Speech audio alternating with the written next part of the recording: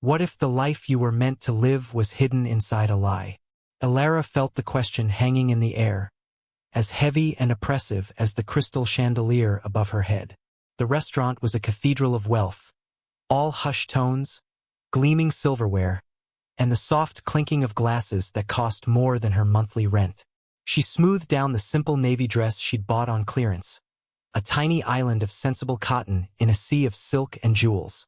Across the table, a man named Richard checked his watch for the third time in 5 minutes. He had a jawline that belonged on a billboard and eyes the color of a shallow sea, but they held no depth, no warmth. Her friend had called this a favor, a blind date with a great guy who was tired of the city's superficial scene. But it felt less like a date and more like an interview for a position she hadn't applied for. "So," Richard began, his voice smooth but bored, "you work at a library?" He said the word library as if it were a quaint, forgotten relic, something one might find in an antique shop next to a butter churn. "And a bakery on weekends," Alara added, a hint of defiance in her tone. She loved the smell of old paper and fresh bread. They were the sense of her life, honest and real. "Charming," he murmured, taking a sip of his wine. He didn't ask which library or what she liked to bake. The questions he did ask were oddly specific, almost surgical, about her family background, her financial situation, phrased politely as her long-term ambitions, her views on philanthropy and public life. Each question felt like a small, weighted stone being placed on a scale. She was being measured, and she had no idea why. From a discreet alcove across the room, Julian Vance watched them. He felt a familiar knot of self-loathing tighten in his gut. This whole charade was grotesque. His board of directors, led by the pragmatic and utterly unsentimental Sterling, had insisted. "The merger with Omnicorp hinges on stability, Julian," Sterling had said, his voice like gravel. "They want a family man, not a reclusive workaholic widower. We need to project an image of warmth, of legacy. Find a suitable partner. We've even streamlined the process." Streamlined, that's what they called this. A series of carefully vetted candidates, put through a discreet authenticity test. The man sitting with Alara was an actor, fed lines through a hidden earpiece, ticking off boxes on a psychological profile. Julian had resisted, but the pressure was immense, the fate of 1,000 employees hanging in the balance. He'd reluctantly agreed, expecting to find exactly what Sterling predicted. A parade of ambitious women eager to play a part for a price. He'd watched 3 other dates that week, each one confirming his bleakest expectations. But this woman, she was different. There was a quiet stillness about her, a self-possession that the opulent room couldn't touch. When Richard had made a casually cruel joke about the homeless man they'd passed on the street, she hadn't laughed. Her fork had stilled over her plate, her expression clouding with a genuine, unfeigned empathy that felt like a punch to Julian's chest. She didn't belong here, and as he watched her meet the actor's condescending gaze with clear, honest eyes, a terrifying thought surfaced. What if the one real person in the room was the one he was deceiving the most? He signaled to his security head. He'd seen enough. The test was over. But for Julian, something was just beginning. Their real beginning hadn't been in a gilded restaurant, but in the quiet, sun-dusted aisles of the Oak Creek Community Library 3 months prior. It was Alara's sanctuary, a place where stories breathed from the shelves, and the only currency that mattered was curiosity. She was reshelving a stack of picture books when 2 small figures appeared at the end of the aisle. A boy of about 8, with a serious face and a mop of dark hair that fell into his eyes, stood protectively in front of a little girl, maybe 5, who clutched a worn, one-eyed teddy bear. They looked lost, their expensive-looking coats and shoes at odds with their bewildered expressions. "Are you looking for a particular book?" Alara asked softly, kneeling to their level. The little girl, Mia, hid behind her brother. The boy, Leo, jutted out his chin. "We're looking for the stars," he said, his voice small but firm. "The real ones, not the ones in books." Alara smiled. "That's a tall order for a Tuesday afternoon. But I know a book with pictures so real, you'll feel like you can touch them, She led them to the science section, her movements calm and unhurried. She didn't pepper them with questions about where their parents were. She simply met them where they were in their quest for the stars. She sat with them on the worn floral carpet, opening a large atlas of the cosmos. As she pointed out constellations, her voice was a low, soothing murmur. Mia, forgetting her shyness, crept closer, tracing the outline of Orion with a chubby finger. Leo started asking questions, sharp, intelligent questions that Alara answered with patient delight. An hour later, the library doors burst open and Julian Vance rushed in, his face pale with panic. He was not the composed CEO then, just a terrified father. Leo! Mia! His voice was a raw cry of relief. The children ran to him, but the spell of the afternoon was broken. He clutched them tightly, his relief quickly morphing into frustrated anger. What were you thinking? You never, ever wander off like that. Leo flinched. Mia's face crumpled, ready to cry. It's my fault, Alara said, standing up. We were exploring the Andromeda galaxy. It's easy to lose track of time when you're traveling through space. Julian's gaze snapped to her. He saw her simple clothes, the smudge of ink on her cheek, and the open book about stars at her feet. His anger faltered, replaced by a weary confusion. He had a nanny, a driver, a whole team of people meant to prevent this. Yet his children had slipped away, seeking something he couldn't give them. And this stranger, in this quiet, dusty place, had given it to them effortlessly. He offered a clipped, formal apology, bundled his children out of the library, and drove away, leaving Alara with the lingering image of two small faces looking back at her through the rear window of a black sedan. But the children didn't forget. They started begging to go back to the story lady a few weeks later. On a Saturday when Alara was working at the bakery, they appeared again, this time with their father in tow. Mia presented Alara with a slightly squashed cupcake. It's for you, she said solemnly. For showing us the stars. Julian stood awkwardly in the doorway, a man completely out of his element amidst the scent of yeast and sugar, watching as Alara accepted the cupcake as if it were a precious jewel. Julian's agreement with Sterling had been a devil's bargain, a compromise made in a moment of weakness and corporate desperation. We can't risk this merger on public perception, Julian. Sterling had argued in the sterile confines of the boardroom.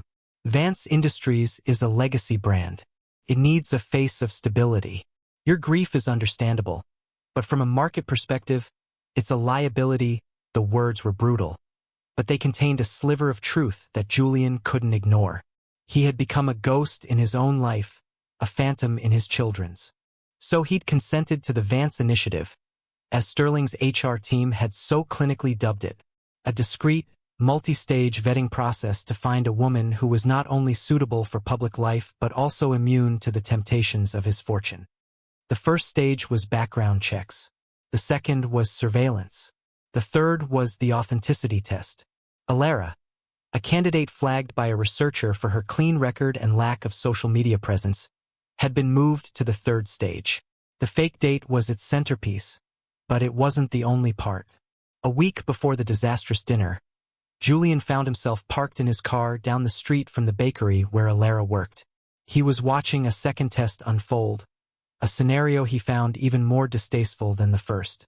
One of his security men, dressed as a flustered construction worker, walked past the bakery and accidentally dropped his wallet. It was a thick leather billfold, stuffed with over $2,000 in cash and a fake ID. Julian watched on a small monitor, a live feed from a microcamera on the street corner. He saw Alara emerge from the bakery at the end of her shift, tired and rubbing the small of her back. She saw the wallet immediately. She stopped, looked around, and picked it up. Julian's breath caught. This was the moment. He expected her to peek inside to see the cash. He expected the flicker of temptation, the quick glance over her shoulder before slipping it into her bag. It's what the other candidates had done. One had taken the cash and dropped the wallet in a bin. Another had kept the whole thing. Alara did none of those things. She opened it only to find the ID. She saw the name and the address, which was for a non-existent apartment complex miles away in the opposite direction of her own home. She frowned, a look of concern on her face. She looked up and down the street again, as if hoping the owner would magically reappear. Then, with a sigh, she turned and walked not towards her bus stop, but in the direction of the local police precinct, a 15-block walk out of her way. Julian watched her retreating figure until she was just a small shape on the screen. He felt a profound, gut-wrenching shame. He was testing a woman's integrity with a wallet full of cash, while she was probably worrying about how the poor man who lost it would afford his groceries. The screen went blank, but the image of her determined, unhesitating walk toward the police station was burned into his mind. He had commissioned a test to find a woman of character and, having found one, felt utterly unworthy of her. Alara's world was small, but it was hers. She lived in a third-floor walk-up apartment that smelled faintly of her landlord's garlic cooking and the lavender sachets she tucked into her drawers. It was tidy and sparsely furnished, but every object held a story. On the wall was a framed, childish drawing of a lopsided house with a smiling sun, a gift from her younger sister, Chloe, whom she was helping to put through college. The tuition payments were a constant, heavy weight, the reason for her weekend shifts at the bakery and her meticulously planned budget. On a small bookshelf sat a worn, flour-dusted recipe book, its cover soft with age. It had been her mother's. Flipping through the pages, with their handwritten notes in the margins, was like having a conversation with a ghost. Some nights, the weight of it all pressed down on her. The loneliness, the constant financial anxiety, the grief for the parents she'd lost too soon in a fog-slicked car accident years ago. That loss had hollowed out a part of her, but it had also filled her with a fierce, protective empathy for anyone else adrift in the world. It's why she was so drawn to the quiet sadness in Leo's eyes, the way Mia clung to her one-eyed bear as if it were a life raft. She recognized their particular brand of heartache because she carried her own. She would sit by the window, looking out at the city lights, and feel a pang of longing for a life less complicated. A life where her biggest worry wasn't whether she could afford to fix her leaking faucet. Miles away, in a mansion that felt more like a museum than a home, Julian Vance was wrestling with his own ghosts.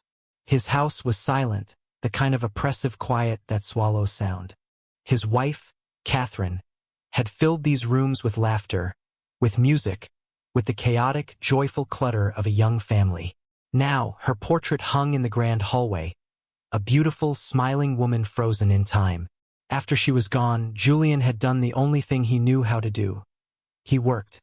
He built his company into an empire, using spreadsheets and board meetings as armor against the gaping wound in his life. But in shielding himself, he had walled himself off from his own children. He didn't know how to talk to them anymore. He didn't know how to comfort Mia when she had a nightmare, or how to reach Leo when the boy retreated into a world of books and silent observation. He would stand in the doorway of their rooms at night, watching them sleep, and the chasm between them felt as vast and cold as the marble floors beneath his feet. He had every material object a person could desire, but his life was impoverished in the ways that truly mattered. He saw in Alara a warmth, a simple, unadorned grace that his life desperately lacked. She wasn't just passing his tests. She was holding up a mirror to his own profound failures. The disastrous fake date was the breaking point for Julian. The next morning, he informed Sterling that the Vance initiative was terminated, effective immediately. He would handle his personal life himself. Then he did something he hadn't done in years. He drove to the library himself without a plan. He found Alara shelving books, a small, peaceful smile on her face. He invented a clumsy excuse. He told her his children were struggling with their reading, that they responded to her, and that he was looking to hire a child development consultant for a few hours a week to help them. He offered a generous hourly rate, framing it as a professional engagement. Alara was hesitant. The memory of the strange, sterile date was still fresh.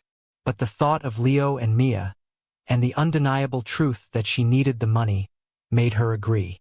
Her first day at the Vance mansion was intimidating. The house was cavernous and cold, run with quiet efficiency by a staff that moved like shadows. But Alara brought with her an energy the house hadn't felt in years. She didn't confine her sessions to the designated playroom. She took her mother's recipe book and led the children to the vast, unused kitchen. Soon, the sterile air was filled with the scent of cinnamon and melting chocolate as they made lopsided cookies. Mia, covered in flour, giggled for what the housekeeper later told Julian was the first time in months. Julian started coming home from work earlier. He would pause in the hallway unseen and watch. He saw Alara and Leo lying on the floor of the library, mapping out star charts. He heard her patiently explaining to Mia why it was important to be kind to the garden snails. She wasn't just tutoring them. She was teaching them how to be children again. She was coaxing them out of the small, sad shells they had built around themselves. One evening, he came home to find the three of them curled up on a sofa in the den. Alara reading aloud from The Little Prince. Leo was leaning against her side, and Mia had fallen asleep with her head in Alara's lap. The scene was so filled with a gentle, domestic peace that it made Julian's heart ache. He quietly backed away, a feeling he hadn't recognized in years blooming in his chest. It wasn't just admiration. It was something deeper, something that felt dangerously like hope. He began to join them, first sitting tentatively in a chair across the room, then on the floor with them, listening to the end of the story. For the first time since Catherine's death, his house started to feel like a home. The bubble of their fragile, growing happiness was destined to burst. A disgruntled former board member, furious over a separate business dealing, leaked the details of the Vance initiative to a notorious gossip columnist. The story broke online on a Tuesday morning, and the headline was a digital Molotov cocktail. Billionaire CEO Julian Vance auditions working-class women for wife role in cruel social experiment. The article was vicious. It painted Julian as a manipulative monster and Alara, who was identified by a grainy photo taken outside the library, as his latest victim, or, in a more cynical interpretation, a calculating gold digger who had successfully passed the audition. Alara's phone began to buzz incessantly. Her world, once small and quiet, was suddenly invaded. Reporters camped outside her apartment building. Her face was on every gossip site. The narrative they spun was humiliating, twisting her genuine affection for the children into a manipulative ploy to ensnare their wealthy father. She felt exposed, violated, and deeply, deeply foolish. The strange date, Julian's sudden job offer, it all clicked into place in the most painful way imaginable. She wasn't a consultant. She was a candidate. She had been vetted, tested, and approved like a prize heifer at a fair. At Vance Industries, the fallout was catastrophic. The Omnicorp deal, which was in its final stages, was suddenly on shaky ground. Omnicorp's board was famously conservative. Scandal was anathema to them. Sterling stormed into Julian's office, his face ashen. "This is a disaster. You have to cut her loose. Immediately. You need to issue a statement, call her an opportunist, say you were misled. You have to distance yourself completely to save this deal." "I will not throw her to the wolves," Julian said, his voice low and tight. "She is a librarian, Julian. We are talking about a $10 billion merger. You need to choose." The choice felt impossible. His duty to his company, to his employees, versus the woman who had brought light back into his children's lives. A woman he was beginning to realize he was falling in love with. He was trapped. He knew Sterling was right about the optics. Any continued association with Alara would look like a confirmation of the story. To protect her from the voracious media, to salvage the deal that affected thousands of families, he had to create distance. He had to make the cut clean and brutal. He drove to her apartment that evening, passed the gauntlet of cameras, and delivered the blow himself. He didn't explain, he didn't apologize. He used cold, corporate language. "Given the circumstances, our arrangement is no longer tenable. My legal team will be in touch regarding a severance package. It was a mistake to involve you." Each word was a betrayal of what he felt. A calculated cruelty meant to sever the tie so completely that the media would lose interest. He saw the flicker of understanding in her eyes, followed by a wave of profound hurt that shattered her composure. She didn't cry. She just nodded, her face pale, and closed the door quietly in his face. The soft click of the lock was the loudest sound he had ever heard. The silence that descended upon the Vance mansion in the following days was heavier and more suffocating than ever before. The scent of cinnamon was gone, replaced by the sterile smell of lemon polish. The children's laughter was gone, replaced by a sullen, grieving quiet. Mia carried her one-eyed bear everywhere, her face buried in its matted fur, her eyes red-rimmed from crying. Leo had retreated completely. He wouldn't speak to Julian at all. He spent his hours in the library, not reading, but just sitting, holding a colorful crayon-drawn picture of a rocket ship flying towards a smiling star. It was a drawing Alara had helped him make. He treated it like a sacred object. Julian's attempts to explain, to connect, were met with a wall of silent accusation. His children were looking at him with the same wounded betrayal he had seen in Alara's eyes. The pressure from the board intensified. The press conference to finalize the Omnicorp merger was scheduled for Friday. It was meant to be a triumphant announcement. Now it was a minefield. Sterling had prepared a detailed statement for Julian, a carefully worded piece of corporate spin that dismissed the rumors as baseless and reaffirmed his commitment to the company's values. It never mentioned Alara by name. She was to be erased. The night before the conference, Julian stood in the doorway of Leo's room. His son was asleep, but he was still clutching the drawing. Julian picked up a book from the nightstand. It was The Little Prince. A page was dog-eared. He opened to it. "It is only with the heart that one can see rightly," the passage read. "What is essential is invisible to the eye." The next day, Julian stood at the podium, the glare of the television lights blinding, the air crackling with the frantic clicking of cameras. He looked at the teleprompter, saw Sterling's soulless words scrolling by. He thought of Alara's quiet dignity, of his son's silent protest, of the simple truth in a children's book. A reporter from a major news network asked the inevitable question. "Mr. Vance, can you comment on the allegations that you engaged in a deceptive and unethical process to find a partner? And what is your current relationship with Ms. Alara Benson?" This was it, the moment of choice. Julian took a deep breath and pushed the prepared statement aside. He looked directly into the camera. "The allegations are not entirely false," he began. A gasp rippled through the room. "A process was initiated, one that I foolishly and regrettably approved.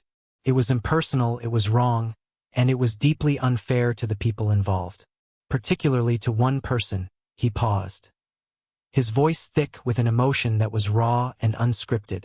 "Ms. Alara Benson is a woman of greater integrity, kindness, and character than anyone I have ever met. She was not an applicant. She was a victim of a terrible misjudgment. My misjudgment. She brought warmth and light to my children when they needed it most, and in return, I allowed her to be humiliated. No business deal, no merger, is worth the cost of a person's dignity. I am profoundly sorry for the pain I caused her. She deserves better. He had chosen. Not the deal, not the optics, but the truth. And in that moment, he felt a weight lift that he hadn't even realized he was carrying. Alara was wiping down the counter at the bakery, trying to lose herself in the familiar, mindless rhythm of the work. Her boss had been kind, ignoring the whispers from customers, but the shame followed her everywhere. A small television in the corner was playing the local news, and she glanced up just as Julian Vance's face filled the screen. She reached for the remote, her hand trembling, not wanting to hear his corporate denial. But his first words stopped her. "The allegations are not entirely false." She stood frozen, the damp cloth clutched in her hand, as she listened to him speak. He wasn't defending himself. He was defending her. He was apologizing. He was sacrificing his precious merger for her honor. The carefully constructed walls she had built around her heart began to crumble. She saw not a billionaire CEO, but a man, flawed and broken, trying to do the right thing. That evening, there was a soft, hesitant knock on her apartment door. She expected a reporter, or perhaps a curious neighbor. When she opened it, her breath caught in her throat. Standing in the hallway were Leo and Mia. They were alone. Leo was holding his rocket ship drawing, now slightly crumpled. Mia was clutching her one-eyed bear. They looked small, determined, and utterly terrified. "We missed you," Leo said, his voice barely a whisper. "Daddy misses you, too. He's just broken. He doesn't know how to fix things." "We took a taxi," Mia added proudly, holding up a crumpled $20 bill. "Mrs. Gable from the kitchen helped us. She said sometimes families need a little help finding their way back to each other." Tears welled in Alara's eyes. She knelt and wrapped them both in a fierce hug, burying her face in their hair. They felt so small, so fragile. In that moment, they weren't a billionaire's children. They were just children who missed someone they loved. A few minutes later, the sound of frantic footsteps pounding up the stairs echoed in the hall. Julian appeared, breathless and wild-eyed. He skidded to a halt when he saw the scene in the doorway. Alara on her knees, holding his children, her face streaked with tears, their small bodies clinging to her as if she were the only anchor in their world. He stopped at the threshold, his chest heaving. All the carefully prepared speeches he'd rehearsed in his head vanished. His public apology felt grand and hollow compared to this small, sacred space. He just looked at her, his eyes filled with a universe of regret, gratitude, and a desperate, fragile hope. "Alara," he breathed, his voice cracking. It was the only word he needed to say. She looked up at him, and in her forgiving gaze, he felt the first glimmer of a path forward. In the weeks that followed, they didn't rush. Trust, once shattered, had to be rebuilt piece by piece, like a delicate mosaic. They took slow walks in the park, with Leo and Mia running ahead, their laughter the soundtrack to Julian and Alara's quiet conversations. He told her everything, about the pressure from the board, his grief over his wife, his fear of failing as a father. She, in turn, shared her own story, her dreams for her sister, the weight of her responsibilities, and her quiet ambition, not for wealth, but for purpose. One afternoon, sitting on a park bench, she told him about a dream she'd held close for years. "I've always wanted to start a community kitchen," she said, her eyes distant with thought. "A place where people can not only get a warm meal but also learn how to cook, how to budget, how to find nourishment for the body and soul. A place that feels like a home, especially for kids who don't have 1 inch." The Omnicorp merger had, against all odds, gone through. The board, impressed by the public's overwhelmingly positive response to Julian's honesty, had seen his values-first approach as a new kind of strength. But Julian's focus had shifted. The boardroom felt sterile and unimportant compared to the world Alara was describing. He saw a chance, not just to make amends with a grand gesture, but to build something real with her. "Let's do it," he said, his voice filled with a new energy. "Not my foundation writing a check. Together, as partners." And so, the Evergreen Kitchen was born. Julian traded his boardrooms for dusty warehouses, his bespoke suits for jeans and a tool belt. He learned more about zoning laws and commercial-grade ovens than he had ever known. Alara, with her practical wisdom and deep understanding of community needs, was the architect of its soul. They worked side by side, poring over blueprints, interviewing staff, and painting walls. They argued over the shade of green for the dining room and debated the merits of different types of sourdough starter. Their collaboration was a conversation, a dance of two worlds colliding. He brought resources and scale. She brought heart and authenticity. He learned to listen, truly listen, not as a CEO assessing a proposal, but as a man learning from a woman he deeply respected. The project became the vessel for their healing, a shared mission that was more meaningful than any corporate conquest. It was in the shared work, in the simple act of building something good together, that they truly found their foundation. The night before the Evergreen Kitchen's grand opening, the space was quiet. The air smelled of fresh paint, sawdust, and the promise of 1,000 future meals. The stainless steel counters gleamed under the soft track lighting, and the big, welcoming wooden tables were set, waiting for their first guests. Alara stood in the center of the room, running her hand over the smooth back of a chair, a look of quiet wonder on her face. Julian came to stand beside her, his hands dusty from hanging a final shelf. For a long moment, They stood in comfortable silence, simply absorbing the reality of what they had built. On a large corkboard on the wall, amidst notices for cooking classes and volunteer schedules, were two familiar, crayon-drawn pictures. Leo's rocket ship, flying towards a star, and Mia's drawing of a lopsided house with 4 stick figures holding hands underneath a smiling sun.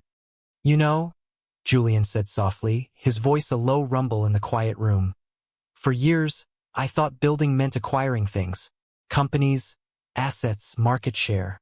I thought that's how you created a legacy." He turned to face her, his gaze direct and filled with a vulnerability she had come to know and cherish. "But building this with you, this is the only thing that's ever felt real. It's the only legacy that matters." He reached into his pocket, but he didn't pull out a velvet box with a giant, ostentatious diamond.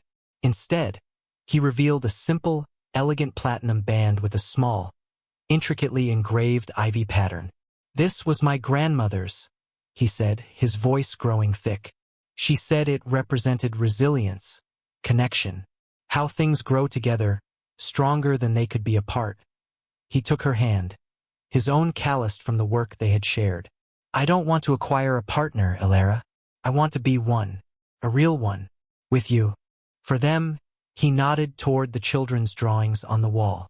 "I want to build a life with you, a messy, imperfect, beautiful life, right here. Will you marry me?" Tears streamed down Elara's face, but she was smiling. It wasn't a proposal born of convenience or corporate strategy. It was a proposal forged in shared work, mutual respect, and a quiet, steady love that had grown in the most unlikely of circumstances. It was a testament to the idea that true worth isn't found in a bank account, but in a person's character, and that love isn't a grand, dramatic event, but a simple, daily choice to build something good together. "Yes," she whispered, the word as simple and true as everything else about her.